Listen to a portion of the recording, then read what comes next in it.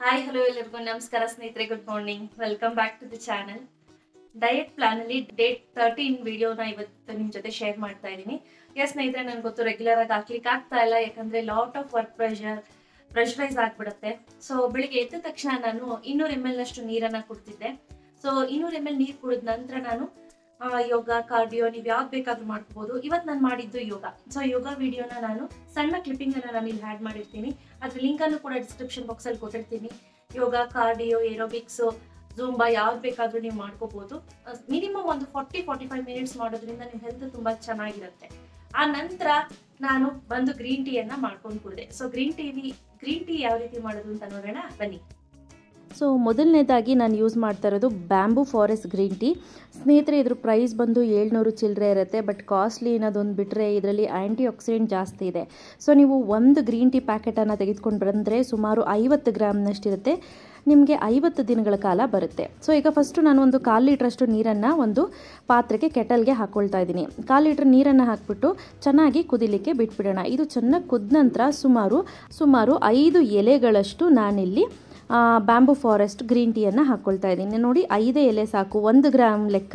So 1 gram ನಿಮಗೆ ಪರ್ಫೆಕ್ಟಾಗಿ ಗೊತ್ತಾಗಲ್ಲ ಅಂದರೆ 5 ಪೆಟಲ್ಸನ್ನು ಹಾಕ್ಕೊಂಡ್ರೆ ಸಾಕಾಗುತ್ತೆ. ಇದನ್ನು ಚೆನ್ನಾಗಿ ಕುದಿಸ್ಬಿಟ್ಟು ಈಗ ಸ್ಟವನ್ನು ಆಫ್ ಮಾಡಿಬಿಟ್ಟು ಅದನ್ನು ಕುಡಿದ್ರೆ ಆಯಿತು. ಈ ಗ್ರೀನ್ ಟೀ ಕುಡಿಯೋದ್ರಿಂದ ಆಂಟಿ ಆಕ್ಸಿಡೆಂಟ್ ಜಾಸ್ತಿ ಇರುತ್ತೆ. ಎಸ್ಪೆಷಲಿ ಈ ಗ್ರೀನ್ ಟೀ ಸ್ವಲ್ಪ ರೇಟ್ ಜಾಸ್ತಿ ಇರಬಹುದು, 700 ಚಿಲ್ಲರೆ. ಬಟ್ ಆದ್ರೂ ಕೂಡ ನೀವು ಒಂದು 5 ಎಲೆಗಳಿಗೆ ಮಾತ್ರ ಹಾಕೊಳ್ಳಿ, 5 ಎಲೆಗಿನ್ನ ಜಾಸ್ತಿ ಹಾಕೋಬೇಡಿ. ಸೊ ಒಂದು ದಿನ 5 ಎಲೆಯನ್ನ ನೀವು ಅದನ್ನೇ ಮತ್ತೆ ಕುದಿಸಿ ಸಂಜೆವರೆಗೂ ನೀವು 5 ಸತಿ ಕುಡಿತೀರೋ 6 ಸತಿ ಕುಡಿತೀರೋ ಅದು ನಿಮ್ಗೆ ಇಷ್ಟ. ಸೊ ಲಾಸ್ಟ್ ಅಲ್ಲಿ ಉಳಿದಿರುವಂತ ಎಲೆಗಳನ್ನ ಬೇಕಾದ್ರೆ ನೀವು ಬಾಯಲ್ಲಿ ಚೀವ್ ಮಾಡಿ ಅದು ತಿನ್ಬೋದು. ಸೊ ಏನು ತೊಂದರೆ ಇಲ್ಲ. ಸೊ ಇದೆಲ್ಲ ಒಂದೇ ದಿನ ಕಿತ್ತು ಒಂದೇ ದಿನ ಪ್ರೋಸೆಸ್ ಮಾಡಿ ಒಂದೇ ದಿನ ಪ್ಯಾಕ್ ಮಾಡಿರುವಂತದ್ದು. ಸೊ ಹಾಗಾಗಿ ನಿಮ್ಗೆ ಕಾಸ್ಟ್ಲಿ ಇರುತ್ತೆ ಈ ಗ್ರೀನ್ ಟೀ, ಆಯ್ತಾ. ಸೊ ನೆಕ್ಸ್ಟ್ ಗ್ರೀನ್ ಟೀ ಅನ್ನ ಕುಡಿದು 2 ಅವರ್ ಗ್ಯಾಪ್ ಬಿಟ್ಟಿದ್ದೆ. ಆ ನಂತರ ನಾನು ಬ್ರೇಕ್ಫಾಸ್ಟ್ ಅಲ್ಲಿ ಫ್ರೂಟ್ಸ್ ಮತ್ತೆ ವೆಜಿಟೇಬಲ್ಸ್ ಅನ್ನ ತಗೊಂಡೆ. ಏನೆಲ್ಲ ತಗೊಂಡೆ ನೋಡ್ಕೊಂಡು ಬನ್ನಿ. ಸೊ ಮೊದಲನೇದಾಗಿ ಇಲ್ಲಿ ನಾನು ಒಂದು ಚಿಕ್ಕದ ಕ್ಯಾರೆಟನ್ನು ತೆಗೆದುಕೊಂಡಿದ್ದೀನಿ. ಆ ನಂತರ 3 ಪೀಸ್ನಷ್ಟು ಆ್ಯಪಲ್, ಅದಲ್ಲದೆ 2 ಬಾಳೆಹಣ್ಣು, ನಂತರ ಸೌತೆಕಾಯಿ. ಸ್ನೇಹಿತರೆ, ನಾನು ಹೇಳ್ದಂಗೆ ಡೈಲಿ ನಮ್ಮ ಬಾಡಿಗೆ 60 ಭಾಗದಷ್ಟು ತರಕಾರಿ ಹಣ್ಣುಗಳಿಂದನೇ ಕೂಡಿರಬೇಕು. ಇದನ್ನು ನೀವು ಯಾವಾಗಲೂ ಗಮನದಲ್ಲಿ ಇಟ್ಕೊಳ್ಳಿ. ಸೊ ಈಗ ಫ್ರೂಟ್ಸ್ ಎಲ್ಲ ತಿಂದಿದ್ದಾಯ್ತು, ನೋಡಿದ್ರಿ ಅಲ್ವಾ. ಸೊ ಆ ನಂತರ ನಾನು ಡೈರೆಕ್ಟ್ ಆಗಿ ಊಟದಲ್ಲಿ ಏನೆಲ್ಲ ಇದೆ ಅಂತ ನಾನು ಹೇಳ್ತೀನಿ ಸ್ನೇಹಿತರೆ. ಊಟ ಯಾವಾಗ್ಲೂ ಬ್ಯಾಲೆನ್ಸ್ ಆಗಿರ್ಬೇಕು. ಸೊ ನೀವೇನೇ ತೆಗೆದುಕೊಂಡ್ರು ಕೂಡ ಬ್ಯಾಲೆನ್ಸ್ ಡೇಟ್ ಅಲ್ಲೇ ಇರಬೇಕು. 60 to 70% ತರಕಾರಿ ಇರಬೇಕು, ಸೊಪ್ಪಿನ ಪಲ್ಯ ಇರಬೇಕು ಕಂಪಲ್ಸರಿ ಆಗಿ, ಅಥವಾ ಕಾಳುಗಳು ಯಾವ್ದಾದ್ರು ತಗೋಬಹುದು. ಈವನ್ ಬೇಳೆ ತೆಗೆದುಕೊಳ್ತೀನಿ ಅಂದ್ರೂ ಕೂಡ ತುಂಬಾನೇ ಒಳ್ಳೇದು. ಆ ನಂತರ ನೀವು ಏನೇನ್ ಬೇಕು ಇನ್ ಮಿಕ್ಕಿದು ಅಂದ್ರೆ ಲೈಕ್ ಇನ್ 40% ಏನಿದೆ ಅದು ಸಾಲಿಡ್ ಫುಡ್ ಆಗಿರ್ಬೇಕು. ಸಾಲಿಡ್ ಫುಡ್ ಅಲ್ಲಿ ಯಾವ್ದು ಅಂತಂದ್ರೆ ನೀವು ಮುದ್ದೆ, ಚಪಾತಿ ಅಥವಾ ಅನ್ನ ಯಾವ್ದಾದ್ರು ತಗೋಬಹುದು, ನೋ ಪ್ರಾಬ್ಲಮ್. ಬಟ್ ಇನ್ ಮಿಕ್ಕಿದೆಲ್ಲ ಏನಿದೆ ಅದೆಲ್ಲ ರಾಗೇಜೆ ಆಗಿರ್ಬೇಕು, ತರಕಾರಿ ಮತ್ತೆ ಸೊಪ್ಪೆ ಆಗಿರ್ಬೇಕು.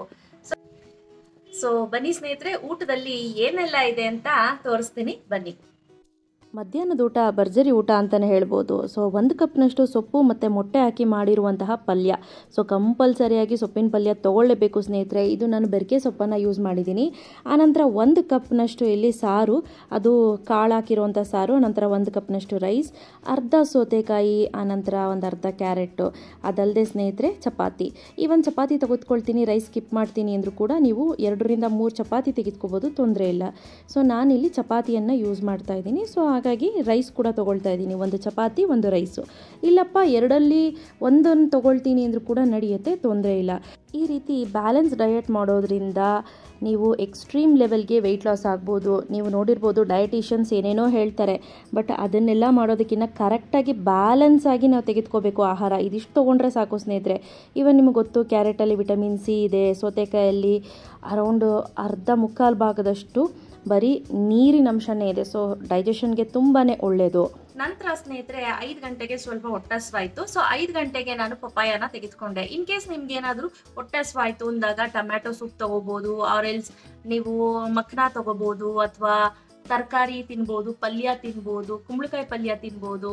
ಈವನ್ ಅದು ಯಾವುದು ಬೇಡ ಅಂದ್ರೆ ಕಡಲೆ ಬೀಜ ಫ್ರೈ ಮಾಡಿ ರೋಸ್ಟ್ ಮಾಡಿ ತಿನ್ಬೋದು. ಅಂದ್ರೆ ಡೀಪ್ ಫ್ರೈ ಬೇಡ, ಆಯಿಲ್ ಫ್ರೈ ಎಲ್ಲ ರೋಸ್ಟ್ ಮಾಡಿ ತಿನ್ಬೋದು. ಉಪ್ಪು ಕಡಲೆನ ಹುರಿದು ತಿನ್ಬೋದು, ಅಥವಾ ಉಪ್ಪು ಕಡಲೆ ಅಂತ ಕೂಡ ಕರೀತಾರೆ, ಅದನ್ನ ತಿನ್ಬೋದು. ಯಾವ್ದಾದ್ರು ನ್ಯಾಚುರಲ್ ಆಗಿರುವಂತಹ ಇಂಗ್ರೀಡಿಯೆಂಟ್ ಅನ್ನ ತಿನ್ನಿ ಆಯ್ತಾ. ಸೊ ಅದರಿಂದ ಏನು ನಿಮಗೆ ಸೈಡ್ ಎಫೆಕ್ಟ್ ಆಗೋದಿಲ್ಲ, ದಪ್ಪ ಕೂಡ ಆಗೋದಿಲ್ಲ. ಈವನ್ ಬೇಕು ಅಂದ್ರೆ ಕಡಲೆ ಪುರಿ ಕೂಡ ನೀವು ತಿನ್ಬೋದು, ತೊಂದರೆ ಇಲ್ಲ. ಕಡಲೆ ಪುರಿನ ಚುರ್ಮುರಿ ಮಾಡ್ಕೊಂಡು ತಿನ್ಬಿಡಿ, ಬೆಸ್ಟ್, ಅದು ಇನ್ನೂ ಒಳ್ಳೇದು. ಸೊ ಚುರ್ಮುರಿ ತಿನ್ಬಿಟ್ರೆ ವೆಯ್ಟ್ ಗೇನ್ ಆಗ್ತೀವಿ ಅನ್ನೋದೇನಿಲ್ಲ. ಯಾಕಪ್ಪ ಅಂದ್ರೆ ಕಡಲೆ ಪುರಿ ಜೊತೆಗೆ ನಾವು ತರಕಾರಿಗಳನ್ನ ಹಾಕ್ತಿವಿ, ಕ್ಯಾರೆಟ್ ಆಗಿರ್ಬೋದು, ಈರುಳ್ಳಿ ಆಗಿರ್ಬೋದು, ಟೊಮ್ಯಾಟೊ ಆಗಿರ್ಬೋದು, ಇದೆಲ್ಲ ಹಸಿ ತರಕಾರಿಗಳನ್ನ ಹಾಕ್ತಿವಿ. ಸೊ ಅದರಿಂದ ಕೂಡ ನಮ್ಮ ತರಕಾರಿ ನಮ್ಮ ದೇಹಕ್ಕೆ ಸಿಗತ್ತೆ. ಸೊ ಯಾವುದೇ ರೀತಿ ತೊಂದರೆ ಇಲ್ಲ. ಸೊ ಈಗ ಸಂಜೆ ನಾನು ತಗೊಂಡಿದ್ದು ಪಪಾಯ ತಗೊಂಡಿದ್ದೀನಿ ಇವತ್ತು. ಸೊ ಪಪಾಯ ಸಾಕು ಅನ್ಸ್ತು ನನಗೆ, ಪಪಾಯನ ನಾನು ತಿಂದಿದ್ದೀನಿ. ನಿಮ್ಗೆ ಹುಟ್ಟ ಸ್ವಾದಾಗೆಲ್ಲ ನೀವು ಯಾವ್ದಾದ್ರು ಹಣ್ಣು ತರಕಾರಿಯನ್ನ ತಿಂತಾ ಬನ್ನಿ. ಪಪಾಯ ತಿನ್ನೋದ್ರಿಂದ ಕಣ್ಣಿಗೆ ಒಳ್ಳೇದು, ಹಾಗೆ ಕೊಲೆಸ್ಟ್ರಾಲ್ ಕಡಿಮೆ ಆಗುತ್ತೆ. ಅದರಲ್ಲೂ ಚಳಿಗಾಲ ಇರೋದ್ರಿಂದ ತುಂಬಾನೇ ಒಳ್ಳೇದು ಅಂತ ಹೇಳ್ಬೋದು ಸ್ನೇಹಿತರೆ. ಸೊ ನಿಮ್ಮ ಬಾಡಿಯನ್ನ ಡಿಟಾಕ್ಸಿಫೈ ಕೂಡ ಮಾಡುತ್ತೆ, ಶುಗರ್ ಲೆವೆಲ್ ಅನ್ನ ಕಡಿಮೆ ಮಾಡ್ತಾ ಬರುತ್ತೆ. ಸೊ ಪಪಾಯನ ನಾನು ಹೈಲಿ ರೆಕಮೆಂಡ್ ಮಾಡ್ತೀನಿ. ಖಾಲಿ ಹೋಟೆಲ್ ತಿಂತೀನಿ ಅಂದ್ರೂ ಕೂಡ ಒಳ್ಳೇದು ಸ್ನೇಹಿತರೆ. ಸೊ ಬನ್ನಿ ರಾತ್ರಿ ಊಟಕ್ಕೆ ಏನಿದೆ ಅಂತ ನೋಡ್ಕೊಂಡು ಬರೋಣ. ತುಂಬ ಜನ ನೀವುಗಳು ಕೇಳ್ತಿದ್ರಿ, ಹಾಗಿದ್ರೆ ನೀವು ನಾನ್ ವೆಜ್ ತಿಂತಾ ಇಲ್ವಾ ಮೇಡಮ್ ಅಂತ. ಖಂಡಿತ ಇಲ್ಲ ಸ್ನೇಹಿತರೆ, ನಾನು ತಿಂತಾ ಇದ್ದೀನಿ. 101% ತಿಂತೀನಿ. ನಾನು ನಾನ್ ವೆಜ್ ಬಿಟ್ಟಿರೋಕ್ಕಾಗಲ್ಲ, ಎಸ್ಪೆಷಲಿ ಚಿಕನನ್ನು ಬಿಟ್ಟು. ಸೊ ನಾನ್ ವೆಜ್ಜಲ್ಲಿ ನಾನು ತೆಗೆದುಕೊಳ್ತಾ ಇರೋವಂಥದ್ದು, ಫಸ್ಟು ನಾನಿಲ್ಲಿ ಊಟಕ್ಕೆ ನೈಟು ಸೊಪ್ಪಿನ ಪಲ್ಯ, ಇದು ಒಣಗನೆ ಸೊಪ್ಪಿನ ಪಲ್ಯ, ಆನಂತರ ಒಂದು ಅರ್ಧ ಪುಟಾಣಿ ಮುದ್ದೆ, ಇದು ದೀಕ್ಷಾ ಮಾಡಿರೋ ಮುದ್ದೆ, ಆನಂತರ 3 ಪೀಸ್ನಷ್ಟು ಚಿಕನ್ನು, ಅವರೆಕಾಳು ಹುಳಿಯನ್ನು ತೆಗೆದುಕೊಳ್ತಾ ಇದ್ದೀನಿ. ಸೊ ಇದು ಹಸಿ ಅವರೆಕಾಳು ಹುಳಿ, ಅವರೆಕಾಳು, ಆಲೂಗೆಡ್ಡೆ, ಬದನೆಕಾಯಿ ಹಾಕಿ ಮಾಡಿರೋವಂಥ ಸಾರು. ನೋಡ್ತಾ ಇರ್ಬೋದು ಇಲ್ಲಿ ಒಂದು ಸುಮಾರು ಭಾಗದಷ್ಟು ಪಲ್ಯ ಥರ ಕಾಳುಗಳೇ ಇದೆ. ಸೊ ಹಾಗಾಗಿ ಪಲ್ಯ ಇವತ್ತು ತಿನ್ನೋ ಅವಶ್ಯಕತೆ ಇಲ್ಲ, ಸೊಪ್ಪಿನ ಪಲ್ಯ ಇದೆ. ಸೊ ಹಾಗಾಗಿ ಕ್ಯಾರೆಟನ್ನು ನಾನು ಸ್ಕಿಪ್ ಮಾಡಿದ್ದೀನಿ, ಕ್ಯಾರೆಟು ಸೌತೆಕಾಯನ್ನು. ಇಲ್ಲಪ್ಪ ನಾನು ಕ್ಯಾರೆಟ್ ಸೌತೆಕಾಯಿ ತಿಂತೀನಿ ಅಂದರೂ ಪರವಾಗಿಲ್ಲ, ಇದ್ರ ಜೊತೆ ಅದನ್ನು ಸೇರಿಸಿ ಆ್ಯಡ್ ಮಾಡ್ಕೊಳ್ಳಿ, ಅವಾಗ ಇನ್ನೂ ಹೆಲ್ತ್ ಬೆನಿಫಿಟ್ಸ್ ಇನ್ನೂ ಜಾಸ್ತಿ ಆಗ್ತಾ ಹೋಗುತ್ತೆ. ಸೊ ಪರ್ಸ್ನಲಿ ಸ್ನೇಹಿತರೆ, ನಾನು ನಾನ್ ವೆಜ್ ಯಾವಾಗ ಮಾಡ್ತೀನಿ ಆವಾಗ ಆದಷ್ಟು ಮಧ್ಯಾಹ್ನ ಮಾಡ್ಲಿಕ್ಕೆ ಟ್ರೈ ಮಾಡ್ತೀನಿ. ಬಟ್ ಸ್ಕೂಲ್ ಇರೋದ್ರಿಂದ, ಹುಡುಗರು ಸಂಜೆ ಬರೋದ್ರಿಂದ ಅವ್ರಿಗೆ ಕಬಾಬ್ ಈ ಥರದ್ದು ಏನಾದರೂ ಮಾಡಿದ್ರೆ ನಾನು ಆದಷ್ಟು ನೈಟ್ ಮಾಡಿಬಿಟ್ಟು ಸೈಡ್ಸ್ಗೆ ಕೊಡ್ತೀನಿ. ಈ ಸಾಂಬಾರು ಅಥವಾ ಚಾಪ್ಸು ಈ ಥರದ್ದು ಏನಾದರೂ ಮಾಡಬೇಕು ಅಂದರೆ ಆದಷ್ಟು ಮಧ್ಯಾಹ್ನನೇ ಮಾಡಿ. ಸೊ ನೋಡಿ, ಅವರೆಕಾಳು ನಿಮಗೆಲ್ಲರಿಗೂ ಗೊತ್ತಿರ್ಬೋದು, ತುಂಬಾ ಒಳ್ಳೆಯದು. ಬಟ್ ಆದರೆ ಅದು ವಾಯನ ಕ್ರಿಯೇಟ್ ಮಾಡುತ್ತೆ. ಸೊ ಅದೊಂದು ನಿಮಗೆ ಡಿಸ್ಅಡ್ವಾಂಟೇಜ್ ಅಂತ. ಅಂದರೆ ನೀವು ಬ್ಯಾಲೆನ್ಸ್ ಡಯಟ್ ಮಾಡ್ತಾ ಇರೋದ್ರಿಂದ ಅದು ನಿಮಗೇನು ಅಂಥ ಎಫೆಕ್ಟ್ ಅಂತ ಅನಿಸೋದಿಲ್ಲ, ಅಂಥ ಸೈಡ್ ಎಫೆಕ್ಟ್ ಕೊಡ್ತಿದೆ ಅಂತ. ಸೊ ನಾನು ನಿಮಗೆ ಹೈಲಿ ರೆಕಮೆಂಡ್ ಮಾಡ್ತೀನಿ, ಎಲ್ಲ ಥರ ತರಕಾರಿ, ಎಲ್ಲ ಥರದ್ದು ಹಣ್ಣು ತಿನ್ನಿ ಅಂತ. ಸೊ ನಾನು ಹೇಳ್ದಂಗೆ ಯೂಶಲಿ ಫಸ್ಟು ಸಾರು, ಮುದ್ದೆ, ಕಾಳು, ಸೊಪ್ಪಿನ ಪಲ್ಯ, ಅದ್ರ ಜೊತೆ ಬೇಕಂದರೆ ನಾನ್ ವೆಜ್. ಬರೀ ನೀವು ನಾನ್ ವೆಜ್ ತಿಂದಾಗ ಯಾವ ರೀತಿ ಮಾಡ್ತೀರಾ ಅಂತ ಅಂದರೆ ನೆಕ್ಸ್ಟು ನಾನು ಅದನ್ನು ಕೂಡ ತೋರಿಸ್ತೀನಿ. ಸೊ ಇಲ್ಲಿ ನಾನು ನೆಕ್ಸ್ಟು ಒಣಗನೆ ಸೊಪ್ಪಿನ ಪಲ್ಯ. ಸೊ ನಿಮಗೆಲ್ಲರಿಗೂ ಗೊತ್ತಿತ್ತಲ್ವ, ನನಗೆ ಆಪ್ಟಿಕ್ ನರ್ವ್ ಪ್ರಾಬ್ಲಮ್ ಆಗಿದ್ದಿತ್ತು. ಸೊ ಹಾಗಾಗಿ ಆವಾಗವಾಗ ಡ್ಯಾಡಿ ಒಣಗನೆ ಸೊಪ್ಪು ಎಲ್ಲನೂ ಕೊಟ್ಟು ಕಳಿಸ್ತಾ ಇರ್ತಾರೆ, ನುಗ್ಗೆ ಸೊಪ್ಪು, ಎಲ್ಲ ಥರ ಸೊಪ್ಪನ್ನು ಕೂಡ ಕಳಿಸ್ತಾರೆ ಸ್ನೇಹಿತರೆ. ಇಂಥ ಸೊಪ್ಪು ಕಳಿಸಲ್ಲ ಅನ್ನಂಗೆ ಇಲ್ಲ, ಎಲ್ಲ ಥರ ಸೊಪ್ಪನ್ನು ಕಳಿಸ್ತಾರೆ. ಸೊ ಈಗ ನೋಡಿ, ನನ್ನ ಫೇವ್ರೆಟ್ ಚಿಕನ್ ಅಂದರೆ ನಂಗೆ ಭಾಳ ಇಷ್ಟ. ನನಗೆ ಬೇರೆ ಸೀ ಫುಡ್ ಎಲ್ಲದಕ್ಕಿಂತ ಜಾಸ್ತಿ ಚಿಕನನ್ನು ನಾನು ಇಷ್ಟಪಡ್ತೀನಿ. ಅದು ಬಿಟ್ಟರೆ ಕ್ವಿಲ್ ಅಂದರೆ ಗೌಜ್ಲಕ್ಕಿ ಅಂತ ಹೇಳ್ತಾರೆ, ಅದನ್ನು ತುಂಬ ಇಷ್ಟಪಟ್ಟು ತಿಂತೀನಿ.